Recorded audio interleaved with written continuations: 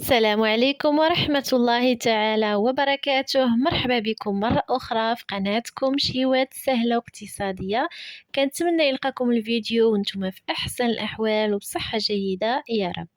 اليوم إن شاء الله غنشارك معكم كيك يومي اقتصادي جدا ببيضة واحدة فقط، بمكونات جد بسيطة، وما شاء الله كيجي طالع عالي منفوخ خفيف ومفشفش، بواحد المكون اللي كيعطيه واحد الخفة، واحد الهشاشة اللي صراحة إلا جربتوه غيولي معتمد عندكم، واكيد ناجح مليون في المئة. واخا تكوني ما عمرك درتي الكيك او اللي عندك مشاكل معاه وما كيصدقش لك، تابعي معايا هذا الفيديو وطبقي الوصفة كما هي، غتحصلي على واحد النتيجة اللي مبهرة.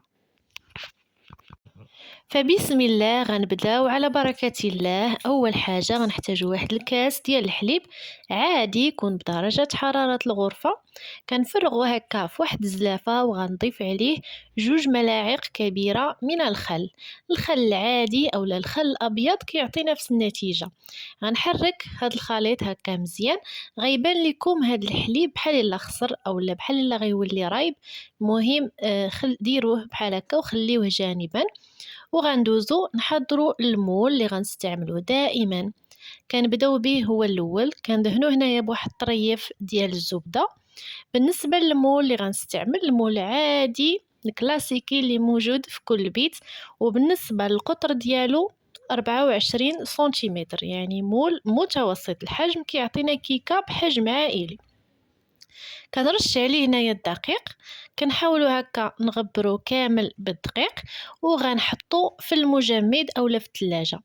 بالنسبه لهاد الخطوات راه كيكونوا عندهم دور كبير في نجاح الوصفه، كنتمنى تطبقوها كيف ما هي. من بعد كناخذ اناء كندير فيه بيضه واحده، من الاحسن تكون بدرجه حراره الغرفه، كنضيف عليها رشة صغيرة من الملح، كيس من سكر فانيلا، وكاس إلا ربع ديال السكر حبيبات. غنطرب المكونات هكا غير بالطراب اليدوي، غير هو خصكم تعطيو هاد المرحلة حقها وتطربوا مزيان حتى كيدوبوا لكم دوك حبيبات السكر، كيولي عندنا واحد الخليط ابيض اللون. ضروري في هاد المرحلة تطربوا مزيان هاد الخليط باش كيدوب لينا دوك حبيبات السكر وكيولي عندنا خليط متجانس وكيكون ابيض اللون. من بعد غنضيف كاس الا ربع ديال الزيت نباتيه، كنبدا نضيفه بالتدريج وانا مستمره في الخلط حتى كينسجم ليا مع المكونات الاخرى. ضروري يكون عندنا واحد الخليط متجانس وما كيبقاش الزيت منعزل بوحدو. والان غنضيف داك الحليب اللي خلطنا معاه الخل في الاول، كما كتشوفوا معايا كيرجع عاقد وكيولي بحال ولا رايب. مهم انه كيعطينا واحد النتيجه اللي مبهره في الكيك، كيجي هش وخفيف بزاف. كنتمنى تجربوه. فايت لي حضرته معكم من قبل وعجب بزاف ديال الاخوات وجربوه بزاف، جربوه وصدق ليهم ورجعوا للتعاليق شكروني عليه. داكشي علاش بغيت نعاود نبارطاجيه معكم. الان وصلنا للمرحله اللي غنضيفوا النواشف. هنايا ضفت كاس الاول من الدقيق الابيض، يكون خاص بالحلويات وضروري ما نغربلوه. كنطرب حتى كينسجم مع الخليط. والان غنضيف الكاس الثاني. كما شفتوا معايا الكيسان كنعمرهم هكا بالملعقه باش كيوزن لنا كل كاس 100 غرام. هذا الكاس الثاني غنطرب مزيان حتى كندخلو مع الخليط. ودائما المقادير بالغرام وبالكاس راني كنكتبهم لكم في صندوق الوصف كيف العاده. والان غنضيف مازال نصف كاس ديال الدقيق.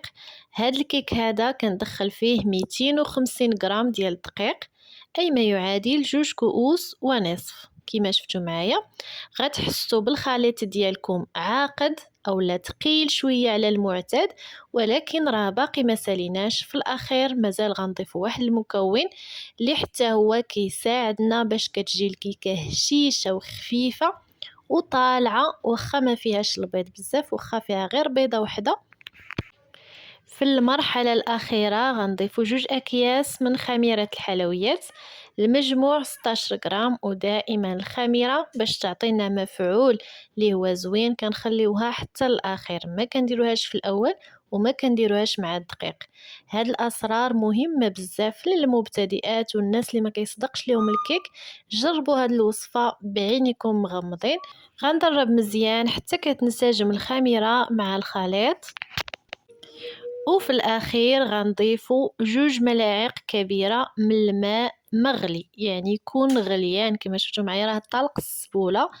ضروري تضيفوه في الأخير، كيعطي نتيجة اللي مبهرة فعلا. كنتمنى تجربوه. من بعد كنخلطوا الخليط ديالنا، كيخفاف لينا كنوليو نحصلوا على خليط ديال الكيك ديالنا المعتاد، ماشي خفيف وماشي ثقيل. كما شفتوا معايا هذا هو القوام ديالو. هكا الا رسمنا رقم 8 كيبقى لينا باين، ما كيغبرش بسرعه. والان خرجت المول ديالي من المجمد، اولا تقدروا تحطوه غير في الثلاجه. كنفرغ فيه الخليط، وبالنسبه للفران راني شعلت عليه ملي بديت كنخلط في الكيكه.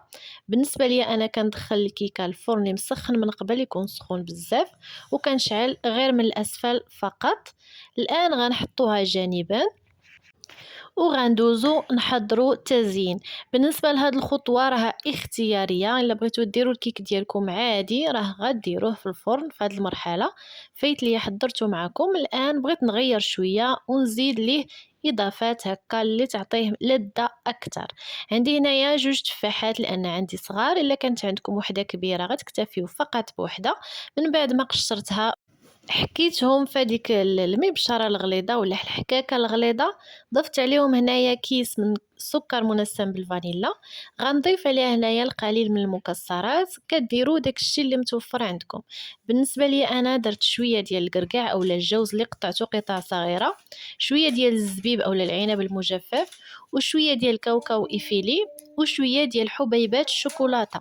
غنخلط هاد المكونات مع داك التفاح هكا مزيان، وغنديرو هكا فوق الوجه ديال الكيك ديالي.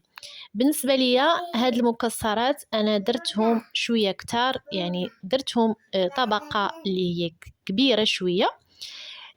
تعمدت نديرها هكا، النص ديالهم كينزل ليا لتحت والنص كيبقى على الوجه مزيان الوجه. كتجي الكيكه بحال معمره من الوسط، كيهبط داك التفاح ودوك المكسرات للوسط، كيعطينا واحد التعليكه واحد اللذه اللي زوينه بزاف. الا بغيتو نتوما تجيكم غير طبقه مقرمشه من الفوق فقط، غديروا غير شويه، ديروا غير شويه من المكسرات هكا وشويه ديال التفاح غير في الفوق. وهنايا الكيك ديالي من بعد ما خرجته من الفران هنايا راه باقي سخون. بالنسبه للفران كنأكد على النار تكون مهيله بزاف وغير من الاسفل، وخليوه يطيب على خاطرو. بالنسبه للطياب ديالو في الفرن ضروري يكون نار اللي هي مهيله جدا، وما تبقاوش تطلوا عليه. خليو الكيك ديالكم حتى كتوصلكم الريحه بان الكيك ديالكم صافي طاب، عاد كتخرجوه كيكون خفيف وهشيش بزاف. وهكذا كيكون الشكل النهائي ديالو. من بعد ما زدت زينته بخطوط ديال لاصوص كراميل، اولا ممكن تزينوه بخطوط ديال الشوكولاته، اولا ممكن تخليوه غير كما هو مزين راسو. صراحه كيجي لذيذ بزاف وهشيش خفيف بزاف. كما شفتوا معايا ديك الطبقه ديال المكسرات والتفاح كتهبط ليه الوسط، كيجي بحال الا معمر هكا الوسط، كيجي معلك من الوسط ولذيذ بزاف وخفيف ومقرمش من الفوق بديك الطبقه. صراحه كيستحق التجربه، كنتمنىكم تجربوه لانني متاكده انه غينال الاعجاب ديالكم. وإلا عجبكم الفيديو اخواتي ما تبخلوش عليا بتشجيعات ديالكم اللي كتفرحني بزاف. كنشكركم دائما على حسن المتابعه وعلى الدعم ديالكم المتواصل. وهنايا وصلنا لنهايه الفيديو، نتلاقاو في فيديو قادم بإذن الله. دمتم في رعاية الله، والسلام عليكم ورحمة الله.